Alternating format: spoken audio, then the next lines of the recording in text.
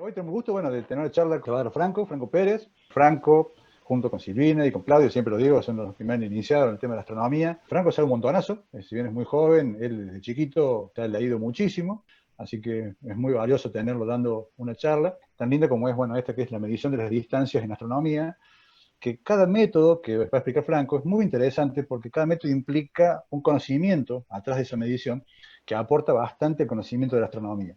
Así que no es solamente el tema en sí, que ya de por sí es interesante, cómo hacemos para medir una distancia en astronomía, sino de cómo usamos, qué usamos para medir, es muy interesante. Con él nos iniciamos en la aventura esta del taller de astronomía, junto con Carla. Realmente fue un gusto haber sido partícipe junto con él a la generación de este taller, ¿no?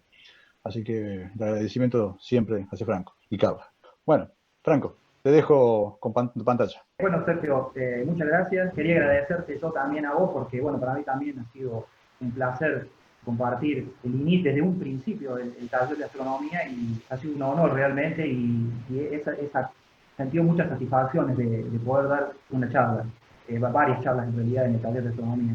Para mí muy importante poder transmitir lo que uno humildemente ha aprendido a lo largo del tiempo leyendo de manera curiosa, podérselo transmitir a la gente, que esto es lo fundamental, poder divulgar la ciencia, poder divulgar la astronomía. Sin más, si me dan un tiempito, voy a compartir pantalla. Bueno, vamos directamente a la charla. Como dijo Sergio, la clase que voy a dar hoy es sobre determinación de distancias en el espacio.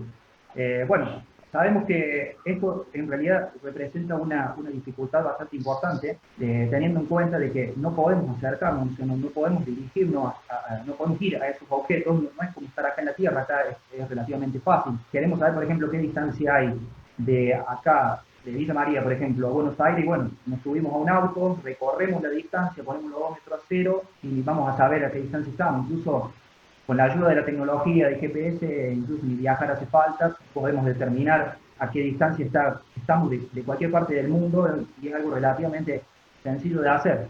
Pero cuando tenemos que tomar determinación de distancias de objetos y cosas que están en el espacio, más que nada en las grandes distancias del espacio, ahí realmente se pone difícil y bueno, a lo largo de la historia, los astrónomos se la han realmente ingeniado para usar diferentes técnicas y han descubierto diferentes técnicas para poder lograr ese objetivo que no es nada fácil. Acá yo en esta primera presentación muestro algunas de las técnicas, que estas son las técnicas más importantes, quizás más relevantes que hay a la hora de determinar distancias en el espacio. Hay otras técnicas que son más específicas, más exclusivas para medir objetos particulares. Estas sí son por ahí las más importantes, incluso en orden histórico también, la importancia y cómo ha ido evolucionando históricamente la forma de medir las distancias en el universo. El primer método es conocido como paralaje trigonométrico, un método geométrico. Es una de las primeras formas que se usó para determinar la distancia a los astros. Obviamente es una técnica bastante limitada. Después surgieron las candelas estándares, las dos principales son las variables cefeidas y las variables RR Dirac. Después tenemos candelas estándares extragalácticas, que son este tipo de candelas se sirven para determinar distancias a objetos muy lejanos, ya cuando se habla de galaxias bastante lejanas o cúmulos de galaxias. Y después también la expansión del universo con lo que representa la ley de Hubble, la constante de Hubble. Y por último, esta novedad, que es algo relativamente nuevo que se ha logrado hacer, que es a través de la detección de ondas gravitacionales poder observar cosas, eventos astronómicos importantes, como la colisión de agujeros negros o de estrellas de neutrones, que también, aparte de poderlos observar a través de las ondas gravitacionales, podemos determinar la distancia a la que están este tipo de eventos. En un futuro se va a poder hacer muchísimas cosas más a través de este procedimiento. Vamos a pasar a la primera técnica, digamos, que es el paralaje trigonométrico. ¿Qué es el paralaje trigonométrico? Es el desplazamiento aparente de un objeto, o sea, el desplazamiento, el movimiento aparente de un objeto con respecto a un fondo fijo como consecuencia del cambio de posición del observador. En realidad, así por definición parece complicado, pero en realidad es muy fácil de interpretarlo. Para eso vamos a hacer un experimento y lo vamos a hacer ahora mismo. Vamos a estirar el dedo, estiramos el dedo, si están ahí en su casa, digamos, el dedo y hacemos que apuntamos el dedo a algo, cerramos un ojo y apuntamos el dedo a algo que tengamos en la pared. Cualquier cosa, lo que quieran que tengan en la pared o lo que tengan ahí a una relativa distancia, apuntamos el dedo. Y después lo que hacemos es intercambiar los ojos, o sea, cerramos uno, abrimos el otro, cerramos uno, abrimos el otro. Y lo que vamos a observar es algo como lo que se ve acá en la imagen, es que cuando cambiamos entre un ojo y el otro, la posición del dedo, la posición aparente del dedo con respecto a lo que a lo que elegimos como fondo, se va a ver movido. ¿Esto por qué?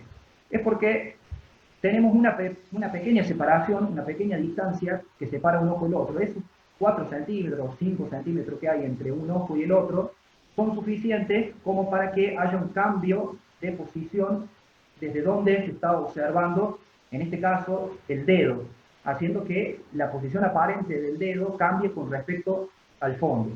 Ya desde la antigüedad, Aristarco de Samos y otros antiguos griegos ya habían intentado determinar la distancia a los astros del sistema solar, que son, digamos, los objetos más cercanos que tenemos. Pero la primera persona de la cual se tiene registro que hizo una medición con un margen de error aceptable fue Giovanni de Domenico Cassini. ¿Qué es lo que hizo? Bueno, Cassini era un astrónomo fabuloso, hizo muchos aportes a la ciencia, y uno de sus mayores aportes fue lograr a través de alguna manera determinar la distancia a algunos de los objetos del sistema solar. En este caso, él midió la distancia a Marte. ¿Cómo hizo para medir la distancia a Marte? Evidentemente, la separación entre los ojos con el que nosotros podemos hacer el experimento del dedo no nos sirve para un objeto que está tan lejos como Marte. Tenemos que buscar una separación mayor, bastante más grande. Lo que hizo Cassini fue enviar a su colega astrónomo, a Richter, lo envió a Cayena, más precisamente a Guayana Francesa, en Sudamérica, y él se quedó en París, en Francia, y ambos se pusieron de acuerdo para en un determinado momento, en un preciso momento, tomar por astrometría, o sea, definir exactamente la posición de Marte con respecto a las estrellas que estaban en el fondo. En realidad el desafío acá no se trataba tanto de tomar la medida, sino el tema de ponerse de acuerdo. No es que esto Cassini podía tomar una medida hoy y Richard tomarla otro día o en otra hora. Había que sincronizarse perfectamente, porque Marte se desplaza sobre el fondo de estrella por su movimiento propio alrededor del Sol. Entonces hay un desfasaje de horario entre el que toma una medida y el que toma la otra medida, vamos a obtener un paralaje erróneo. Así que hay que tomarlo con una exactitud total. Hoy en día esto sería relativamente fácil de hacer. A ver, Cassini agarraría su celular y lo llamaría a Richard y diría: Richard, mira, a tal hora nos ponemos de acuerdo, a tal hora exacta de allá de Cayena, vos agarrás y tomás registro, y yo hago exactamente lo mismo acá. O le mando un WhatsApp, incluso le puede mandar un emoticón si quiere, con el dedito así, todo bien, sale todo bien. Sería muy fácil hoy en día, pero tengamos en cuenta que esto lo hicieron en el año 1671. Así que había que ingeniársela de una manera para sincronizar el momento de observación. ¿Qué es lo que hizo Cassini? Se sirvió de Júpiter y de sus lunas. Se pusieron de acuerdo con Richter, o sea, Júpiter y sus lunas sería algo que podrían ver ambos sin ningún problema, y se pusieron de acuerdo en que, por ejemplo, supongamos, cuando Calisto entre en contacto con la superficie de Júpiter, no es que entre en contacto con la superficie, sino que aparentemente a la vista, cuando está por pasar por delante o por detrás, pareciera que entra en contacto. Cuando entra en contacto con la superficie, en ese momento exacto, ahí tomamos la medida. Y bueno, así de esta manera, logró determinar la distancia a Marte con una precisión bastante interesante. Después, sirviéndose, bueno, de lo que ya se conocía, más en especial de la tercera ley de Kepler, pudo determinar también la distancia a otros planetas de los que se conocían en el momento. Urano y Neptuno no se sabía de su existencia, no se ven a simple vista, y tomó una medida de distancia al Sol, que fue de 138 millones de kilómetros, cuando hoy se sabe que en realidad es 149, 150 millones de kilómetros. O sea, le erró por poquito. Esta técnica, digamos, de cambiarse de lugar en el planeta, o de tomar la medida de distintos puntos del planeta, sirve para medir objetos del sistema solar, porque si bien están lejos en lo que es las distancias en el cosmos, que son realmente inimaginables, o al menos no entran en el sentido común de nadie, están cerca, son objetos que están cercanos, dentro de todo. No sirve desplazarnos dentro del planeta. Se calcula, está más o menos a 10.000 kilómetros, está París de Francia, que es la distancia que había entre uno y el otro, entre los distintos puntos donde se tomó la medida. Pero ¿qué pasa cuando queremos tomar medidas de objetos que están más allá del sistema solar? Tomar medidas de las estrellas, por ejemplo. Moverse dentro del planeta no tiene mucha validez. La primera persona en determinar la distancia de una estrella, que fue a 61 Cygni, fue Friedrich Bessel en el año 1838, o sea, casi 200 años después. Pero, ¿qué hizo Bessel? ¿Cómo hizo Bessel para poder determinar la distancia? Como decíamos recién, ya no alcanza con desplazarse en el planeta. Tenemos que buscar una manera de desplazarnos lo más que podamos. Y bueno, ¿cuál es el máximo desplazamiento que tenemos nosotros en el espacio? Es el movimiento en medio año que hacemos en la órbita alrededor del Sol. En realidad, en un año volvemos otra vez, damos la vuelta completa al Sol y volvemos otra vez de nuevo al mismo punto donde estamos ahora.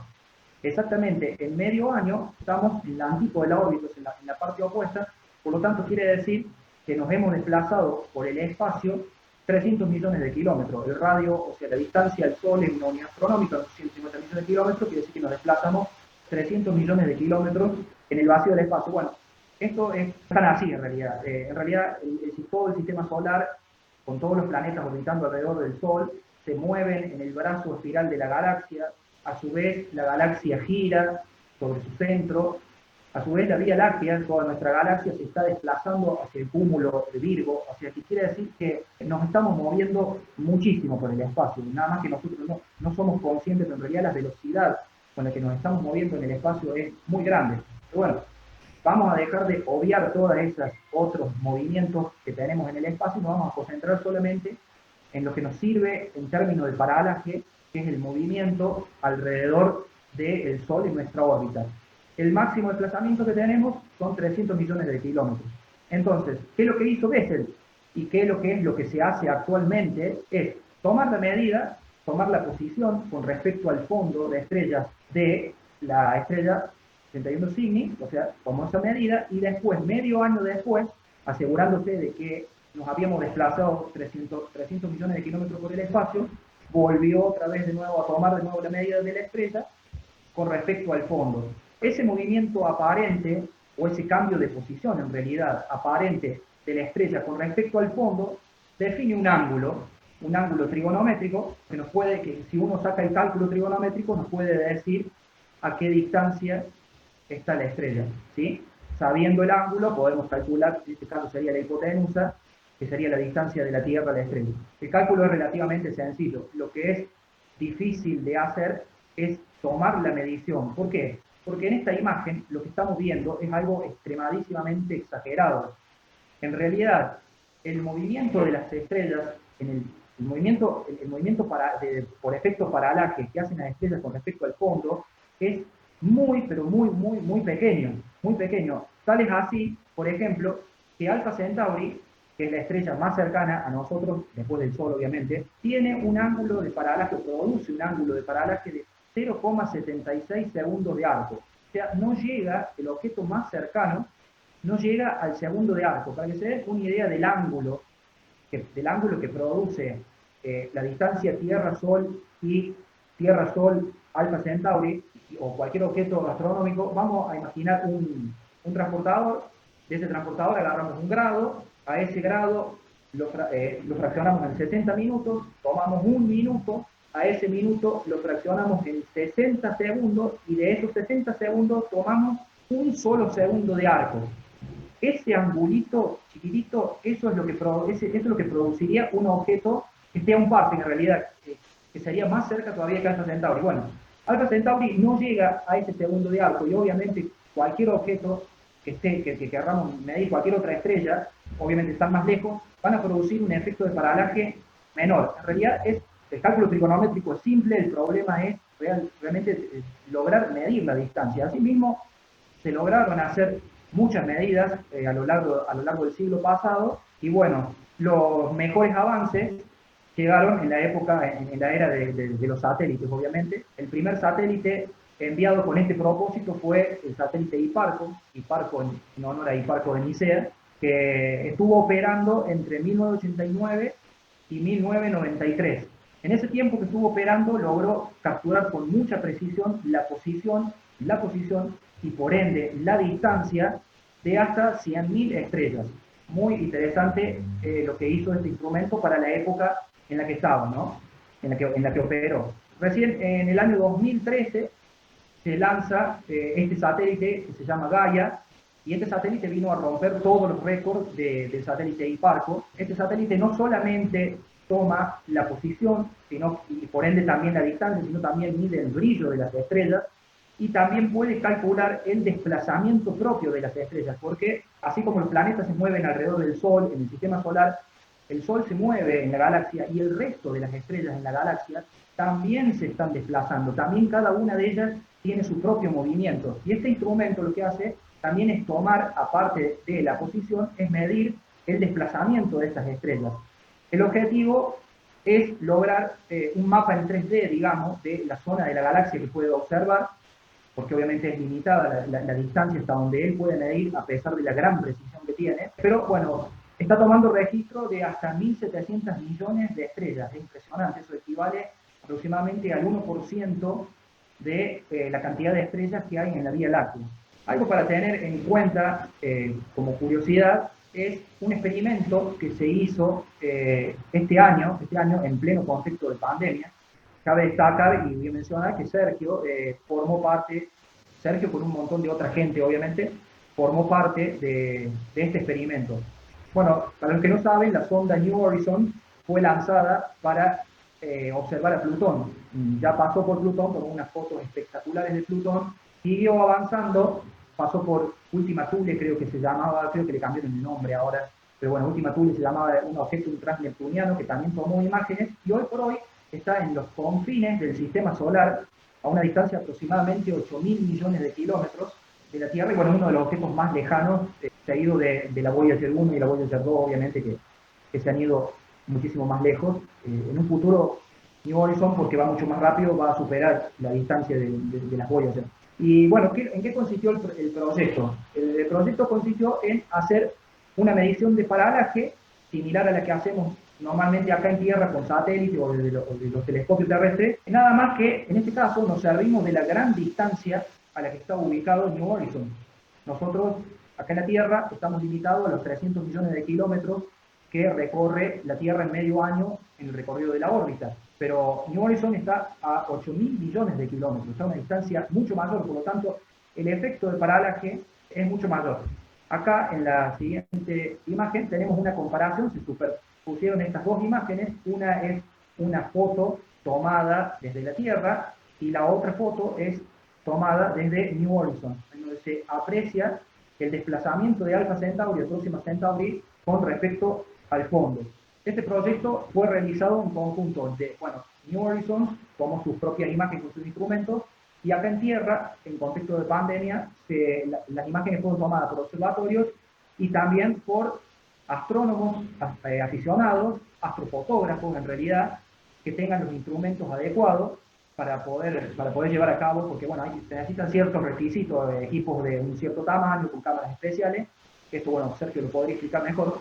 Estos equipos hacen falta para poder tomar una buena imagen, buenos registros.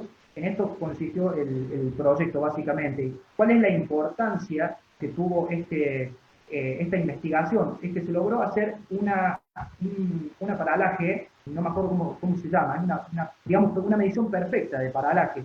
¿Por qué? Porque cuando nosotros tomamos desde acá, desde la Tierra, calculamos el efecto paralaje desde la Tierra, ¿qué es lo que hacemos? Tomamos la medida en la posición en un momento del año, después esperamos medio año hasta llegar al otro punto, y ahí volvemos a tomar la medida. Pero ¿qué pasa? En ese medio año que tardamos nosotros en hacer el recorrido, la estrella, por su movimiento propio, cambia de posición con respecto al fondo. En este caso, cambia de posición no por el efecto paralaje, sino cambia de posición porque se está desplazando, se está moviendo ella con respecto al fondo.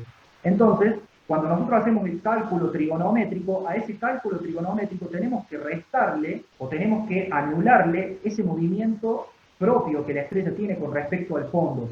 Para poder hacer esto, hay que tomar registro de la estrella durante varios años para poder interpretar cuánto se mueve la estrella por sus propios medios con respecto al fondo y anular ese valor y quedarnos solamente con el efecto de paralaje, que es lo que nos interesa para poder determinar la distancia. La ventaja que tuvo New Horizons es que ambos, tanto New Horizons allá en los confines del sistema solar como los astrónomos aficionados y profesionales que tomaron la imagen desde Tierra, lo hicieron al mismo tiempo. Entonces fue un paralaje perfecto, porque las dos mediciones se hicieron en el mismo momento y de esa manera se dejó de lado o no tuvo relevancia la parte del movimiento propio de la estrella.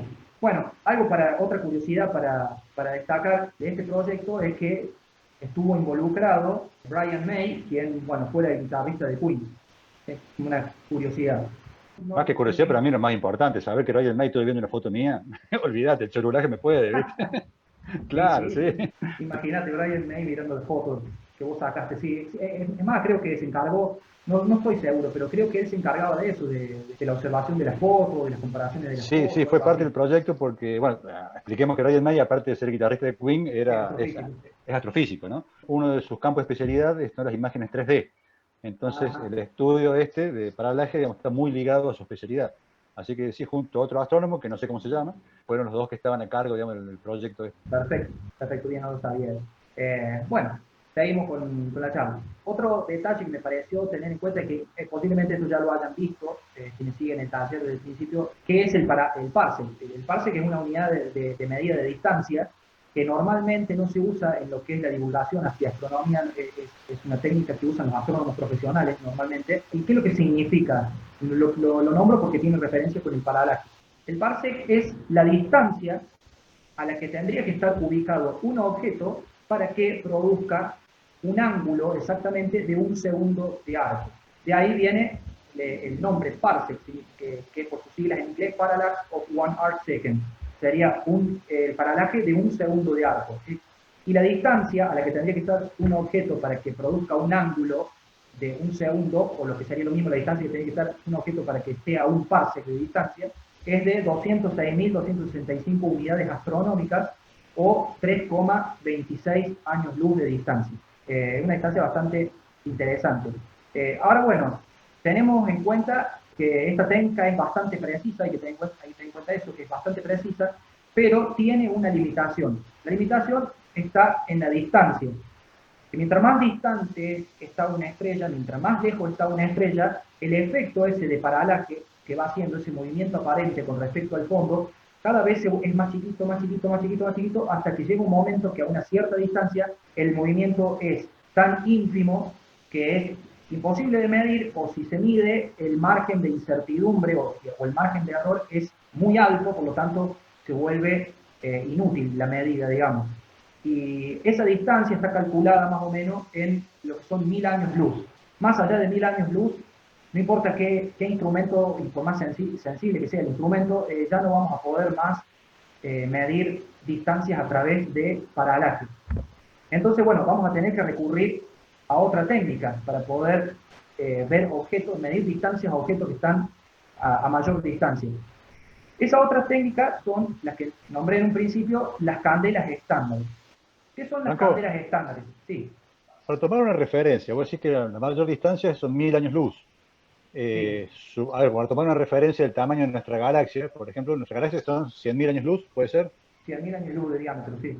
Bien, entonces es como que estaríamos, con el método paralaje podríamos tomar el 1% del tamaño de la galaxia, no más, digamos, ¿sí? Claro, de hecho el satélite Gaia va a tomar registro de 1.700 millones está tomando registro de 1.700 millones de estrellas y de objetos en general, pero también mide objetos como asteroides, cometas y ese tipo de cosas.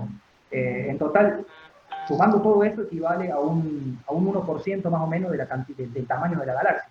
El 1% de la cantidad de objetos que hay en la galaxia, por ende también se puede deducir que el 1% del tamaño de la galaxia, sí.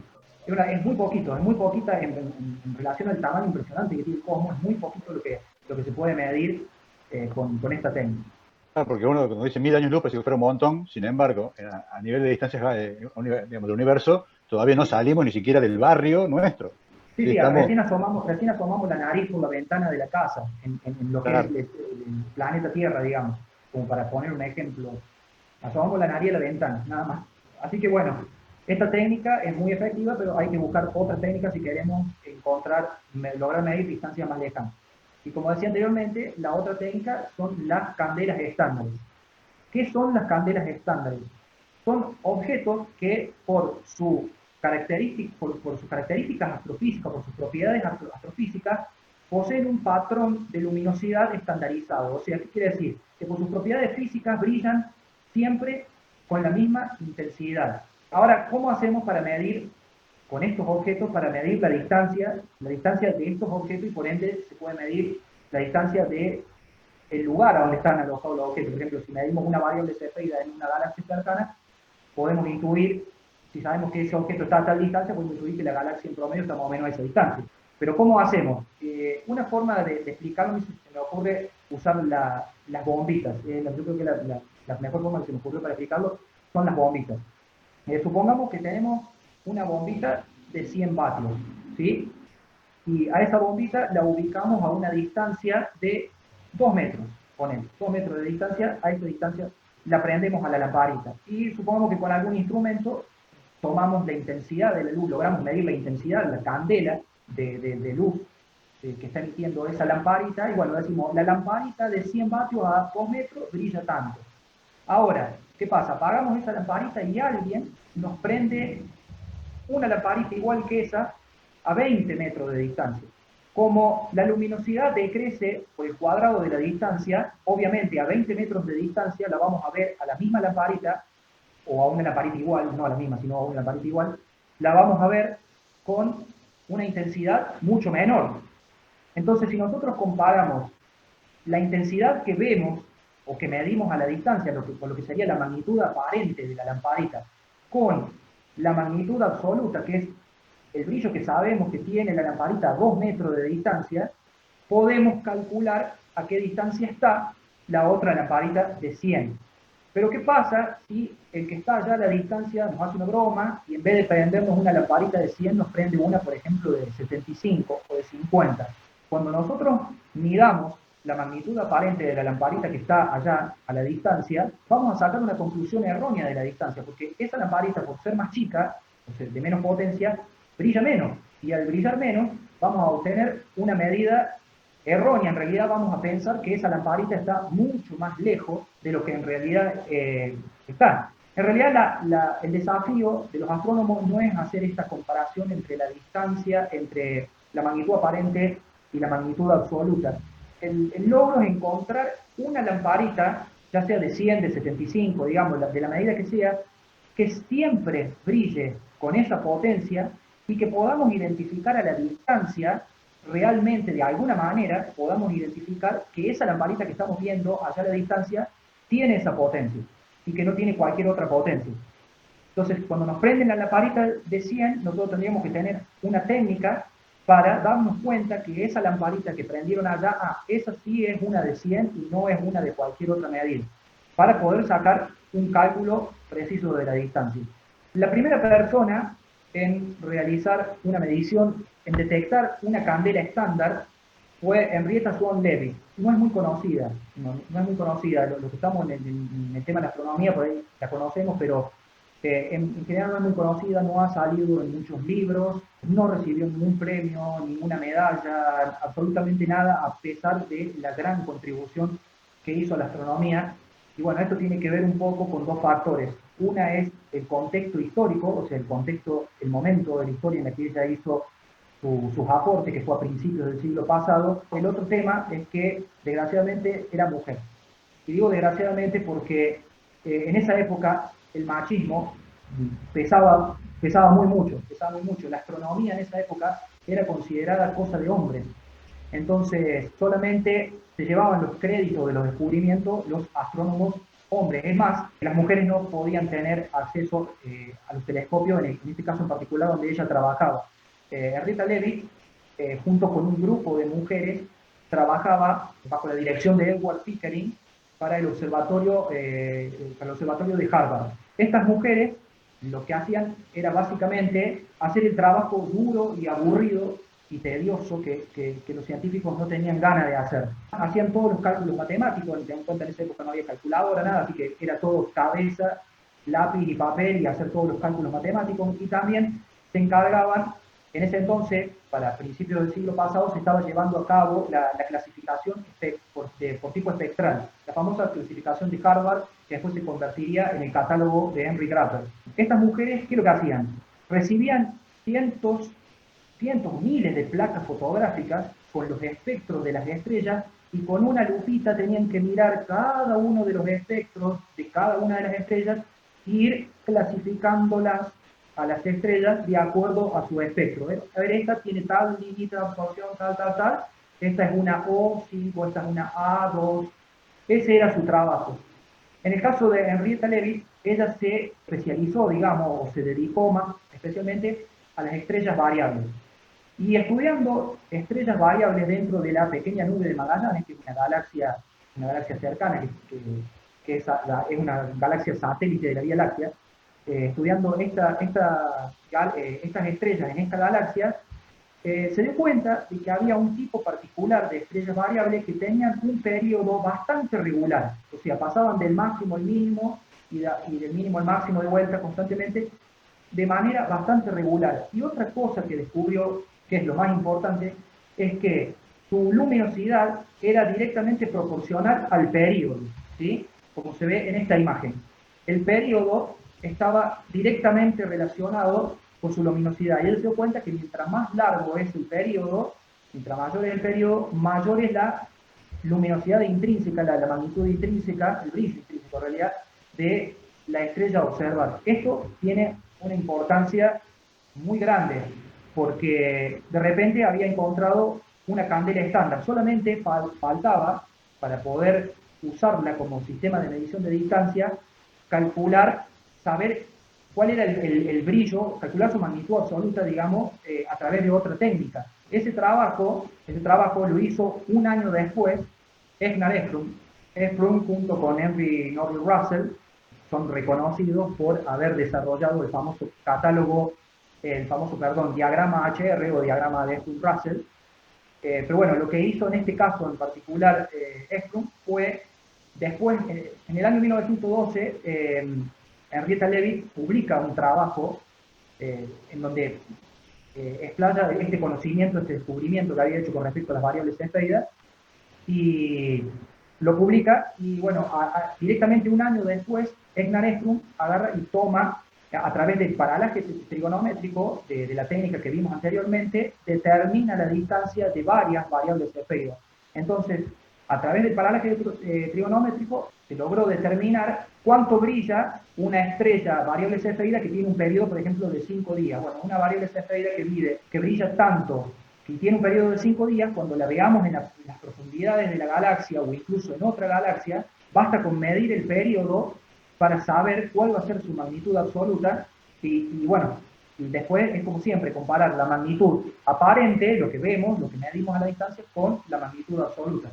Gracias a estas estrellas y a este descubrimiento que hizo Henrietta Leavitt, Edwin Hubble, observando variables cefeidas ubicadas en lo que en aquel entonces se conocía como la nebulosa de Andrómeda, logra determinar la distancia a la que estaban las variables cefeidas, que era muy grande la distancia. Él en realidad no la calculó bien, hoy sabemos que está a 2,5 millones de años luz de distancia la galaxia de Andrómeda. Él no calculó bien la distancia, no recuerdo cuánto era la distancia que él calculó, pero asimismo notó que la distancia era impresionante, y logró concluir que esa nebulosa, que hasta ese entonces se pensaba era una nebulosa, la nebulosa de Andrómeda, en realidad era una galaxia.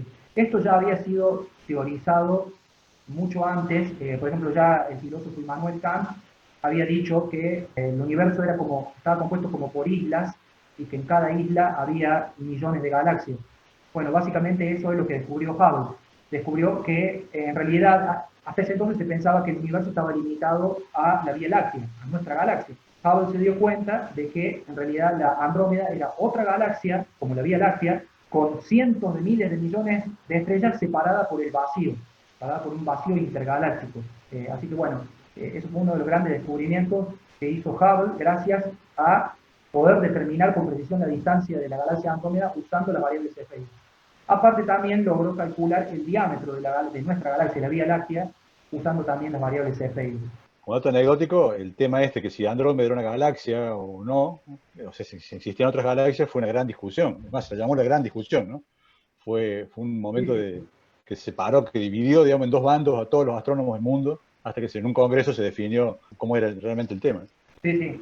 Sí, no me acuerdo quién eran las personas, pero sí, hubo una discusión importante respecto a ese tema. Lo que pasa es que ya se podía intuir por las simples observaciones, más allá de que no se supiera la distancia, ya se podía intuir de qué se trataba, de galaxias en realidad. Pero bueno, hizo falta que Hubble tomara la medida y pudiera determinarlo de manera empírica. Bueno, otro tipo de estrellas que sirven para determinar la distancia son las variables RR Lyrae, o también conocidas como variable de cúmulo. Se llaman variable de cúmulo porque la gran mayoría de estas estrellas se encuentran dentro de los cúmulos globulares. También se las conoce como cefeidas de corto periodo, porque pasan del mínimo al máximo, o sea, hacen el periodo en muy poquito tiempo, en cuestión de un día o menos, incluso menos de un día. Es muy rápido. Aparte tienen un patrón de cambio de luz bastante particular. Pero sin duda lo más particular que tienen este tipo de estrellas es que por su estado evolucionado, digamos, por estar al final de su vida, se encuentran en lo que se conoce como la rama horizontal dentro del diagrama de Kuhn-Russell. Este es el diagrama de que hablé anteriormente, que básicamente lo que muestra, lo voy a explicar así rapidito, este diagrama lo que muestra es una comparación entre la clasificación espectral, o que sería lo mismo la temperatura de la estrella, la temperatura de la superficie de la estrella, el color también de la estrella, o sea, el color y la temperatura están directamente relacionados, con la magnitud absoluta, con el brillo absoluto. Si nosotros miramos acá, toda esta banda que cruza así, donde se encuentra la gran mayoría de las estrellas, esta es la secuencia principal. En este lugar están todas las estrellas que están quemando hidrógeno en el núcleo, o sea, en el núcleo están fusionando hidrógeno en helio. Están en la etapa más larga, digamos, de la vida de la estrella. Tengan en cuenta que las estrellas atraviesan más del 90% de su ciclo de existencia dentro de la secuencia principal, así que es lógico que la mayoría de las estrellas que vemos, que pongamos en un diagrama de Kuhn-Russell, aparezcan dentro de la secuencia principal. Pero cuando se les termina el combustible, porque las estrellas van fusionando hidrógeno, el producto de la fusión del hidrógeno es energía, y aparte de la energía, el producto, digamos, como residuo, es helio. Entonces van acumulando helio en el núcleo, queman hidrógeno y van acumulando helio. Llega un momento que se les agota el helio, se agota el combustible nuclear, y ahí las estrellas parecen salirse de esta franja para tomar su rumbo de acuerdo a su masa. Porque de acuerdo a la masa, las estrellas al final de su vida evolucionan de diferentes formas. Las estrellas RR Lyrae son estrellas de masa intermedia y de muy baja metalicidad. Baja metalicidad sería que tienen pocos elementos pesados. En astronomía se le reconoce como metalicidad a cualquier elemento que no sea el hidrógeno o el helio. Eso es metalicidad. Bueno, son estrellas que tienen muy baja metalicidad, son de masa intermedia, y bueno, cuando se les agota el helio, el hidrógeno en el núcleo, perdón, el helio queda constituido, el núcleo queda constituido principalmente por helio, y lo que pasa es que se empieza a quemar el hidrógeno en la capa que sigue después del núcleo. Se empieza a fusionar, lo que antes se fusionaba en el núcleo, ahora se fusiona en la capa que le sigue al núcleo. Entonces esto va aportando cada vez más helio el núcleo, más helio el núcleo, más helio el núcleo. Esto hace que la estrella se salga de la secuencia hacia la rama, hacia el lado de las gigantes rojas. Y llega un punto que se va acumulando tanto helio en el núcleo que se enciende el helio. Cuando se enciende el helio se fusiona para producir carbono, y ahí es como que la estrella vuelve a estabilizarse, otra vez nuevo, vuelve a lograr ese equilibrio entre la fuerza de la gravedad que intenta comprimirla y la fuerza de las reacciones nucleares que hacen fuerza para afuera. Se vuelve a estabilizar por un tiempo la estrella y ahí se desplaza hacia la rama horizontal. ¿Y por qué se llama rama horizontal? Porque cuando están en este momento de historia de la vida de la estrella, se disponen en el diagrama de Kuhn-Russell de manera horizontal, bastante horizontal. ¿Qué significa o qué implicancia tiene que estas estrellas se distribuyan horizontalmente en esta zona? es que van a conservar siempre una magnitud absoluta, un brillo, o lo que es lo mismo, van a conservar un brillo absoluto bastante parejo.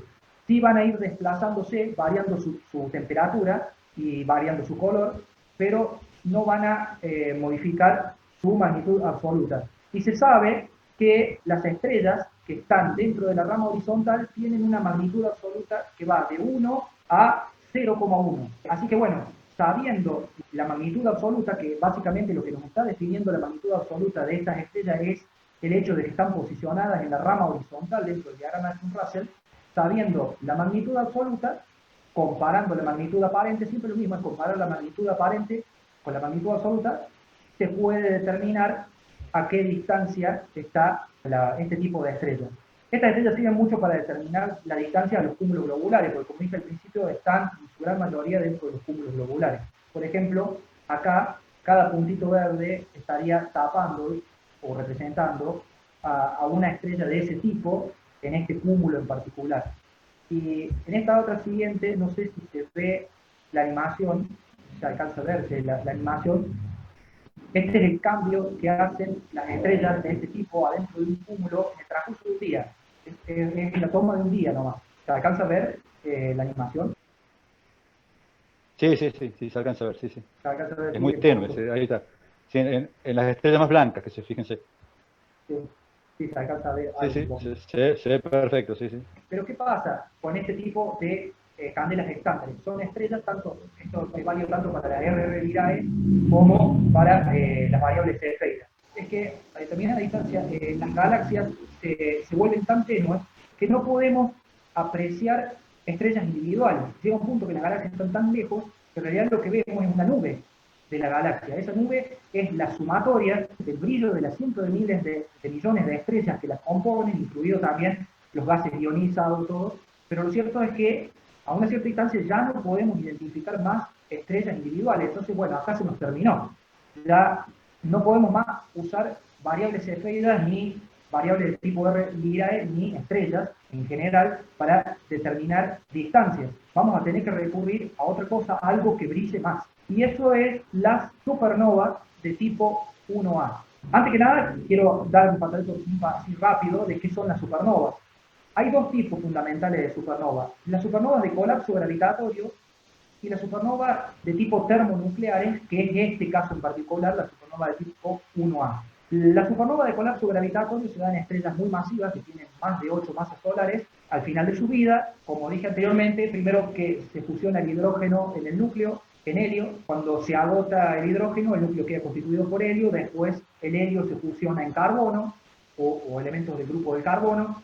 Después del carbono sigue fusionándose, esto es para estrellas masivas, ¿no? Después de carbono pasa a elementos más pesados, va fusionando elementos cada vez más pesados y cada vez lo hace más rápido, hasta que llega al hierro. Cuando el núcleo queda constituido por hierro o por elementos del grupo del hierro, pasa algo interesante, y es que estos elementos necesitan más energía para seguirse fusionando que la energía que van a emitir para contrarrestar el colapso gravitatorio de la estrella.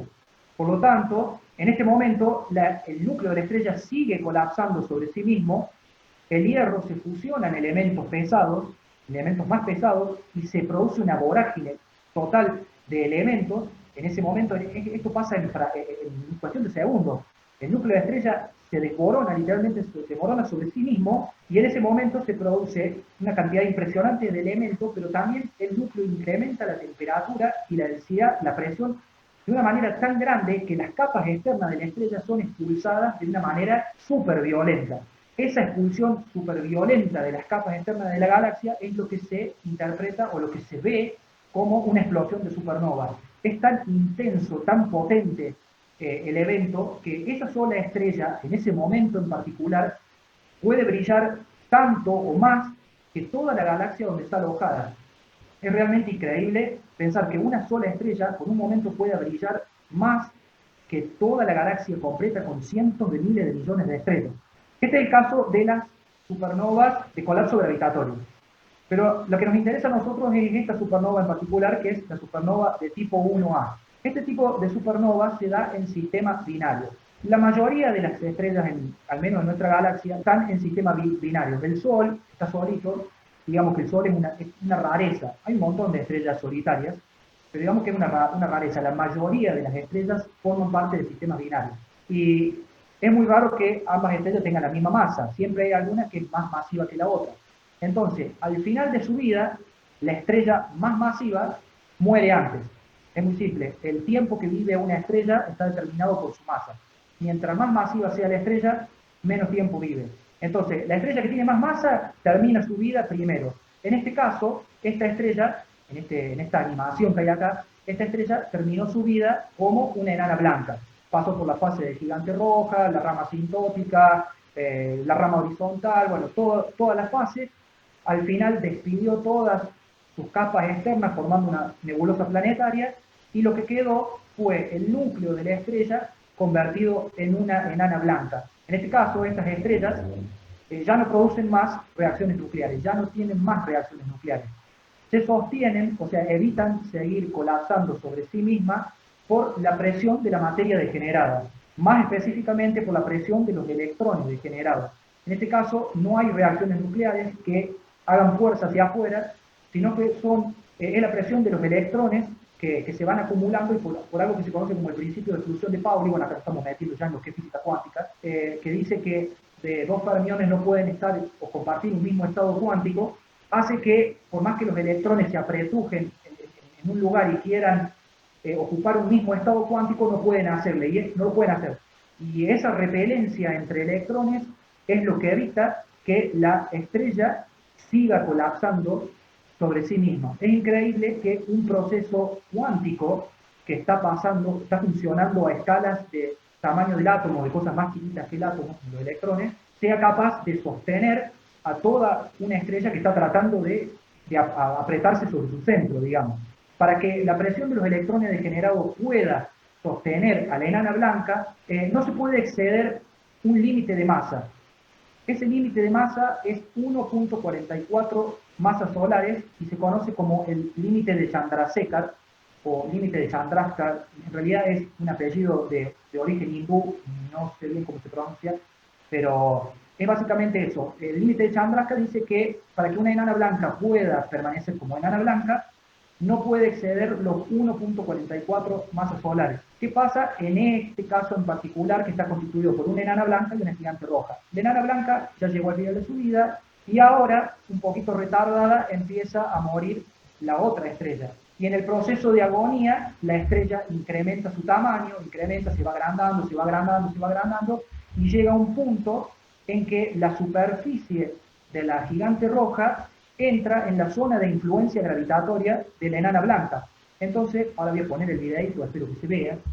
Entonces, la enana blanca, cuando la superficie de la gigante roja entra en la zona de influencia, la enana blanca empieza a acretar gas de la gigante roja, le empieza a chupar gas, acumula masa en su superficie y cuando excede el límite de Chandrasekhar, implosiona para explotar como una supernova. No sé si se vio bien la animación. Sí, sí, perfecto. Ahí lo puse de vuelta por las dudas.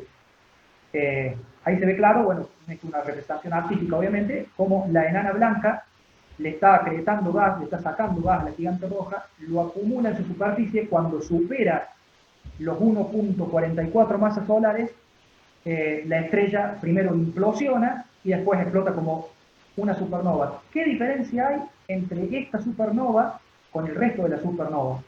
Es que estas supernovas explotan siempre cuando adquieren exactamente los 1.44 masas solares. Por lo tanto, cada vez que una supernova de tipo 1A explota, significa que adquirió 1.44 masas solares, por lo tanto la intensidad de la explosión va a ser proporcional a esa masa, que es siempre la misma, y por ende la luminosidad producida por la explosión va a ser también siempre la misma, o al menos muy, muy parecida. Esto no pasa con el otro tipo de supernovas, que tienen varias masas. Tenemos supernovas de colapso gravitatorio que tienen 8 masas solares, que explotan como supernovas, puede tener 10 masas, puede tener 10,8, puede tener 12, puede tener una X cantidad de masa que se va a traducir en explosiones con distintas intensidades y por ende con distintos brillos que no nos va a servir como candela estándar. En este caso, las supernovas de tipo 1A brillan siempre igual, por lo tanto, siempre vamos a ver un brillo parecido para ellas. Y como siempre es comparar el brillo, la magnitud absoluta, la magnitud aparente, perdón, con la magnitud absoluta. Acá en la siguiente imagen, esto es una foto sí real, en donde se ve esta estrellita que está acá abajo, es una supernova de tipo 1A explotando en esta galaxia. Si ven, no se alcanza a divisar ninguna estrella individual en la galaxia debido a su distancia, pero en este caso en particular, la supernova nos dejó ver, al menos por un instante, o por un tiempo, el tiempo que dura su brillo, nos dejó ver una estrella individual que nos sirvió para medir la distancia a la estrella y por ende también a la distancia a la galaxia a donde está alojada. Ahora, esta técnica tiene también otra limitación, que es que no tenemos siempre supernovas. No hay supernovas todos los días, no explota una supernova en cada galaxia todos los días, como para poder usarlas siempre para medir distancia. Las supernovas son eventos totalmente aleatorios, hay un cálculo estadístico de cuántas supernovas explotan en promedio dentro de la Vía Láctea, de cuántas supernovas en total se pueden llegar a ver en el universo, pero en realidad son eventos esporádicos, aleatorios, y encima no son predecibles, o sea, no podemos saber en qué momento va a aparecer una supernova, simplemente aparecen, explota la estrella y en ese momento tenemos que aprovechar para observarla, medirla y hacer todo lo que queramos hacer, todo lo que queramos estudiar de esa estrella. Pero bueno, no tenemos siempre estallidos de supernova y bueno, eso nos plantea una limitación a la hora de usarla como instrumento de medición de distancia. Cuando hay una, bárbaro, perfecto, pero cuando no hay, ya no podemos más medir. Para eso, para evitar ese problema, nos vamos a servir de otra técnica, que esta sí la podemos usar en cualquier momento, y está basado en efecto, o digamos, una eventualidad de nuestro universo, que es que nuestro universo está en expansión. ¿Sí? El universo hace 13.800 millones de años se formó en el Big Bang, y desde ese momento hasta ahora, primero tuvo un periodo de aceleración muy rápida que se conoce como inflación, y después el resto del tiempo estuvo expandiéndose hasta el día de hoy. Esta expansión hace que las galaxias se separen las unas de las otras constantemente a una distancia, a una velocidad, perdón, que es proporcional a el cuadrado de la distancia. Y esto es lo que dice la ley de Hubble-Lemaitre. Lemaitre se lo conoce como el padre de la teoría del Big Bang, y fue quien valiéndose de las ecuaciones de la relatividad general de Einstein, predijo que el universo podía llegar a estar en expansión y que si ponemos la película a funcionar marcha atrás, en algún momento todo el universo debe haber estado comprimido en un punto al cual él llamó en ese entonces el átomo primigenio. Hubo bastantes problemas Lemaitre porque era un sacerdote y bueno, la comunidad científica pensaba, en ese entonces se pensaba que el universo era eterno, fijo, estaba quieto, eterno. Entonces, como él era un sacerdote, se pensaba que Lemaitre estaba tratando de argumentar científicamente sus ideas creacionistas, ¿no? Creencias religiosas. Pero no, en realidad Lemaitre estaba trabajando sobre las ecuaciones de Einstein y no tenía nada que ver con la otra parte. Bueno, lo que hizo Hubble, observando las galaxias, se dio cuenta de que todas las galaxias, sacando algunas, como por ejemplo Andrómeda, que Andrómeda se está acercando a nosotros, sacando Andrómeda, la gran mayoría de las galaxias se están alejando de nosotras, y lo que él descubrió es que mientras más lejos está una galaxia, más rápido se aleja de nosotros. Esto es una consecuencia directa de la expansión del universo, así lo interpretó Hubble, y de hecho él fue el responsable de descubrir de manera empírica la expansión del universo. Yo acá hice este grafiquito para explicar un poco por qué las galaxias se alejan con una velocidad que es proporcional al cuadrado de la distancia.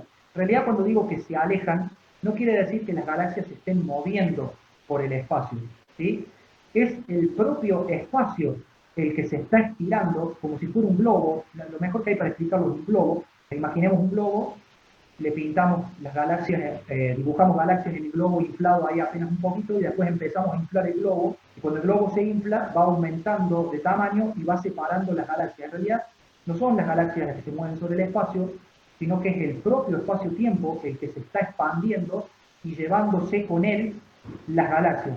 En realidad las galaxias también se mueven sobre el espacio, pero lo que nosotros vemos a las grandes distancias es el movimiento o el desplazamiento de las galaxias como consecuencia de la expansión del universo.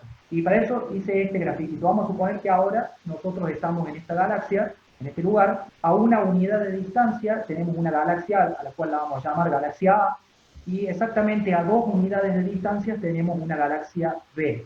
Después de un año, las galaxias se van a ver, todas las galaxias se van a alejar una unidad, una con respecto a la otra, porque no es que las galaxias se alejan con respecto a nosotros, sino que todas se alejan con respecto a todas. Si yo ahora, si nosotros pudiéramos teletransportarnos a otra galaxia, veríamos que todas las galaxias que están alrededor se están alejando de nosotros, y si fuéramos a otra galaxia veríamos exactamente siempre lo mismo. Entonces, después de haber pasado un año, nosotros vamos a ver que la galaxia A se desplazó un lugar, o sea, se desplazó una unidad de distancia. Pero si nosotros nos posicionamos en la galaxia A, para la galaxia A también se tiene que haber alejado el resto de las galaxias una unidad de distancia. Por lo tanto, nosotros nos alejamos una unidad de distancia, como se ve acá, y la galaxia B también se alejó otra unidad de distancia. Pero desde nuestra perspectiva, como la galaxia B está al doble de distancia que la galaxia A, cuando la miramos, cuando observamos, vamos a ver que después de un año, en vez de haberse alejado una unidad, se alejó el doble, 2 unidades. ¿Sí? Y como se alejó 2 unidades, la conclusión que sacamos nosotros es que esa galaxia se desplazó al doble de velocidad para poder obviamente cubrir esas 2 unidades con respecto a la primera galaxia que solamente se desplazó una unidad. Ahora vamos a ver cómo hizo Hubble para hacer este descubrimiento. Hubble utilizó lo que se conoce como efecto Doppler. ¿Qué es lo que es el efecto Doppler? Es la modificación aparente de la frecuencia de una onda como consecuencia del movimiento de la fuente de emisión. Este efecto es muy notorio en el sonido, es muy evidente en el sonido, seguramente lo han escuchado y se han dado cuenta. Acá puse un autito de policía, y seguramente se han dado cuenta que cuando, por ejemplo, viene una ambulancia, un auto de policía, cuando se viene acercando a nosotros, el sonido es más agudo, y de repente cuando nos pasa, el sonido se hace más grave. Sonaría algo así como un algo así sería el sonido que hace. Y bueno, esto es justamente consecuencia de que cuando la fuente de emisión se está acercando a nosotros, la frecuencia parece acortarse, por ende nosotros desde la apreciación del sonido lo interpretamos como una nota más aguda, y cuando pasa la frecuencia se estira y nosotros lo interpretamos como una frecuencia más larga, como una nota más grave. Esto mismo que nosotros apreciamos en el sonido, también se puede apreciar en la luz. Y esto es lo que usó Hubble para determinar la distancia. ¿Qué pasa con la luz? Cuando nosotros observamos la luz emitida por un objeto, en este caso una galaxia, y la descomponemos en su espectro, en el arco iris digamos, vamos a ver que, bueno, acá en este dibujito no se ve, pero aparecen unas líneas, que son las líneas de absorción. Lo que se percibe es que cuando la fuente de emisión, cuando la galaxia se está acercando a nosotros, todas las líneas de absorción parecen correrse, desplazarse hacia el azul. Y en el caso de que la galaxia se esté alejando, todas las líneas parecen desplazarse hacia el rojo. Por eso se lo conoce como desplazamiento al rojo o desplazamiento hacia el azul.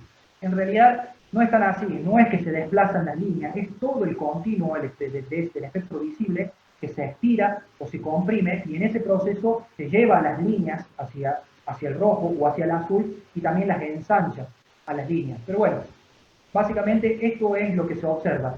Y cuando una galaxia está cada vez más lejana, lo que nosotros observamos es un desplazamiento mayor de las líneas de absorción en el espectro. Esto nos sirve para poder determinar la distancia a la que está la galaxia. ¿Sí? Nosotros observamos el corrimiento que tiene las líneas de absorción. Otra técnica que existe para determinar distancias, y esta sí ya es un poco más específica, es la relación Tully-Fisher, que es para medir las distancias a galaxias espirales.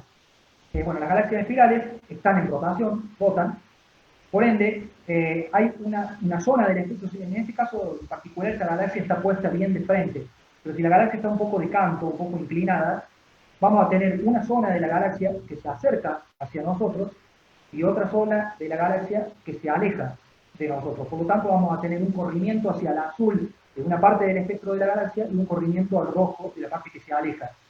Si hacemos la sumatoria de esos, o superponemos esos dos espectros, lo que vamos a notar es un ensanchamiento de las líneas de absorción.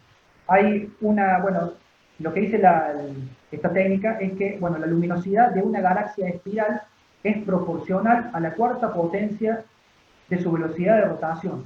Quiere decir que si nosotros a través de la observación del ensanchamiento de la línea de absorción, más específicamente de la del hidrógeno neutro, podemos calcular a qué velocidad está girando la galaxia, sabemos que, bueno, que su luminosidad es proporcional a la cuarta potencia de la velocidad de rotación. Quiere decir que si sabemos la velocidad con la que rota, podemos inferir cuál va a ser la luminosidad, la magnitud absoluta que tiene esta galaxia, solamente de saber a qué velocidad gira. Y otra vez se repite de nuevo lo mismo, que es comparar la magnitud absoluta, que es la que sabemos por el tiempo que tarda la galaxia en rotar, por la rotación de la galaxia, que sería la magnitud absoluta, sí, con la magnitud aparente, que es lo que nosotros vemos a la distancia. Bueno, y por último, para ir cerrando, tenemos las ondas gravitacionales. Bueno, de este tema ya estuvo hablando Gabriela González, así que teniendo en cuenta que ella pertenece al Observatorio LIGO, me da un poco de vergüenza, digamos, hablar de ondas gravitacionales. Siento que en este mismo taller estuvo ella hablando sobre este tema. Pero bueno, con las ondas gravitacionales también podemos determinar distancias de objetos. En este caso, objetos también muy particulares por ahora, que es, por ejemplo, agujeros negros, agujeros negros binarios, ¿no? Que han estado girando hasta que se fusionaron y formaron de esa manera las ondas gravitacionales que hoy medimos. De acuerdo a la intensidad que tenga la onda, o sea, esa onda trae consigo un montón de datos que se analizan por supercomputadoras, que nos dicen, bueno, la masa de los objetos que se fusionaron, nos dicen un montón de cosas, y entre tantas cosas que podemos saber de esos sistemas que produjeron las ondas gravitacionales, es podemos determinar a qué distancia están o se produjo ese evento. Básicamente, estas ondas en el espacio que se formaron como consecuencia de eventos astrofísicos, que es la fusión de dos agujeros negros, o dos estrellas de neutrones, o una estrella de neutrón con un agujero negro, por ejemplo. Y esta es otra manera de detectar, de medir distancias en el universo. Aparte de servir para medir distancias en el universo, digamos que las ondas gravitacionales son como un nuevo sentido que tiene la humanidad para poder observar el universo. Yo lo veo más interesante por ese lado. Desde que los primeros hombres, los primeros seres humanos levantaron la vista y miraron el cielo y se preguntaron qué será eso que hay ahí arriba, hasta el año 2015, que fue cuando se detectaron por primera vez las ondas gravitacionales, todo lo que sabemos del universo, absolutamente todo, es de observar radiación electromagnética en sus diferentes longitudes de onda. En un principio, el universo se observaba solamente a través del espectro visible, primero con telescopios, después se empezó a observar en otras longitudes de onda, en rayos X, infrarrojos cercanos, infrarrojos lejanos, bueno, todo el rayo gamma, microondas, todo el espectro, todo lo que es el continuo, pero en fin, toda la información que tenemos del universo es de observar radiación electromagnética. Las ondas gravitacionales vinieron a darnos un sentido nuevo, otra forma de observar el universo. Y bueno, esto me parece muy relevante entre todas las cosas, y bueno, sirve también para medir las distancias. Y bueno, esto es toda la clase por hoy. Fantástico, fantástico, Franco. Muy Bueno, bueno. Realmente, muchísimas gracias, y muchísimas gracias a todos los que han participado de la charla. La idea de abrir cámara y micrófono era para que le demos un aplauso a Franco, ¿sí? Muy bien, Franco. Muchas gracias. Muchas gracias. Se lo remerece, Franco.